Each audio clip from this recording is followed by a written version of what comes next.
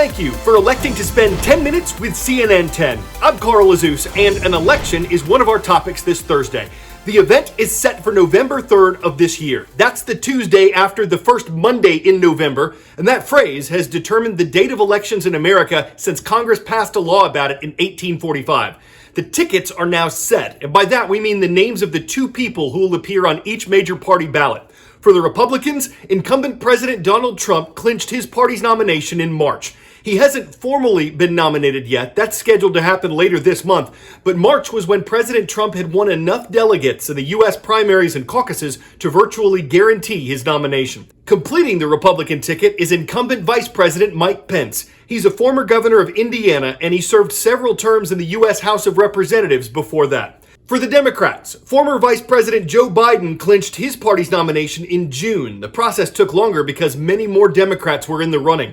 Biden will also formally be nominated later this month, and this week he announced that his running mate would be U.S. Senator Kamala Harris from California. Harris is one of the candidates who competed with Biden for the Democratic presidential nomination. Her mother was from India and her father from Jamaica. Harris is the first woman of color to run for U.S. vice president for a major political party. By tradition, the candidates' nominations are made official at the Republican and Democratic national conventions. In normal times, these are major packed events with delegates attending from all over the country. But these are not normal times thanks to COVID-19, so much smaller and virtual gatherings will replace the massive party fanfare we're used to seeing. 10-second trivia. Conference USA, Mountain West, and FBS independents are all what? Political parties, soccer leagues, football groups, or time zones? These are all college football groups or conferences, and the question is when they'll play their next games. Well, if we do have college football this fall, it certainly will look different. Two of the biggest conferences in college football, the Big Ten and Pac-12, making the decision on Tuesday to postpone their seasons due to coronavirus concerns. Both conferences do say they hope to play football in the spring. Now, the Pac-12 citing concerns over the availability of FDA-approved accurate testing with rapid turnaround times where all of their schools are located, while the Big Ten's Commissioner Kevin Warren says there is still too much unknown about the virus. Now, there is no central governing body for college football. Each conference makes its own decisions, and while the Big Ten and Pac-12's doctors are saying that they should not play football right now, the SEC and ACC's medical experts are telling those two conferences they can proceed as planned with football in the fall. And both of those conferences do say they will make adjustments as needed. Speaking of fall, it doesn't officially start until September 22nd. A lot of schools haven't kicked off their fall semesters yet, but Halloween candy is already appearing on some store shelves. If it sounds a little early for that, it is. Many stores don't stock Halloween candy displays until September. But because of uncertainty due to the coronavirus pandemic, and because the Halloween season is worth $4.6 billion in sales for the candy industry, American companies like Hershey's are rolling out their seasonal candy earlier. Industry executives say Halloween will look different this year. They expect some folks will go trick-or-treating as usual, but some could opt for more socially distant events, and some might stay home for family movie night. However that plays out in 2.5 months, candy companies want to make sure Americans have all the treats they want.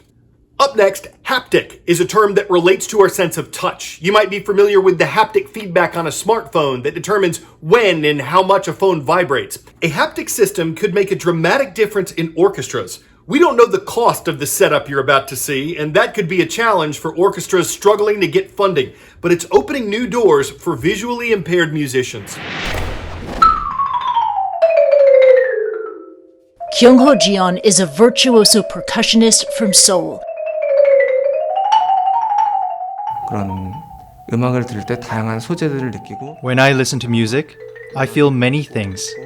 I feel the brightness and darkness, the warmth and coldness of those sounds.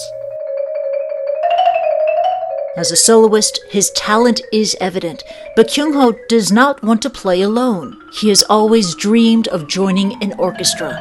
Until now, that has been an impossible dream because Kyungho is blind. I cannot make eye contact. I cannot look at the conductor's beat in an orchestra. I could never play in a group.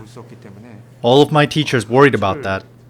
They said that my dream of being a percussionist is difficult. Kyung-ho, I've got a present for you. Everything changed when Kyung-ho met British instrument designer Vahakan Motosian, and together they created the haptic baton. Haptic is the sense of feel, essentially. It's the sense of feel, touch, and in our case, it's vibration. The haptic baton is a conductor's baton, which senses the movement of the conductor, and the players who wear bands feel this movement as waves or pulses around the body, almost inside the body, and that gives them the timing of the music. The baton has been a game changer for Kyung-ho. With wearable vibration devices strapped to his ankles, he can be led by a conductor and join an ensemble of musicians. 실제 저는 Through the vibration that is delivered by the device, I can feel how the conductor beats, strong, soft, smooth, or long. I can feel with my body what I cannot see. Essentially, the conductor can conduct as they would normally, and the baton will transfer this movement direct to the players with no problems. When you finally had that working prototype, and the first time you used the haptic baton, how did it feel? 매우 흥분됐습니다. I was very excited. 2 years ago, we had a small concert in Bristol in the UK. Blind musicians from UK and Korea, and seeing musicians from UK, so about 10 of us played a Beethoven symphony. I could feel the conductor's beat without any delay in time.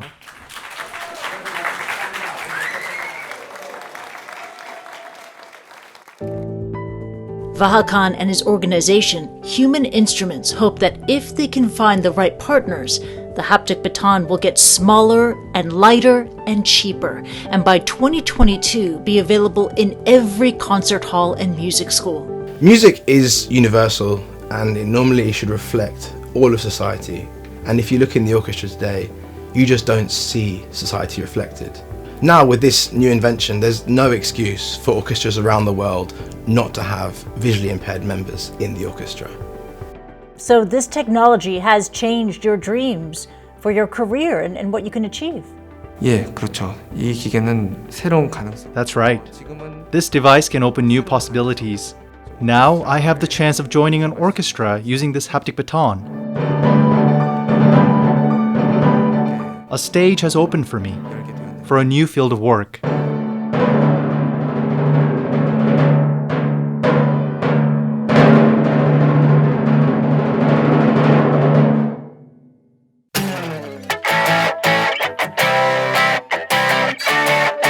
Back in the day, the 1990s, if people wanted to rent a movie, many went to Blockbuster Video. There were once more than 9,000 of these stores worldwide. Now, there's just one. This one in Bend, Oregon. And if you're wondering why there's a bed inside, the manager was planning to celebrate the store's 20th year of being in business when COVID hit. So she converted it to an Airbnb and made it available for folks to book 3 individual nights in September for just $4. That's a penny more than they'd spend renting a newly released movie.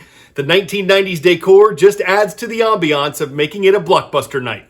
True nostalgics will want to bring a camcorder to tape the experience. We don't know if the manager was told to be kind, please rewind to a bygone era, but for all its popcorniness, it is the VH essence of the past, y'all. I'm Carl Azus, and it's time to roll credits on today's edition of CNN 10. This show goes out to Riverside Brookfield High School in Riverside, Illinois.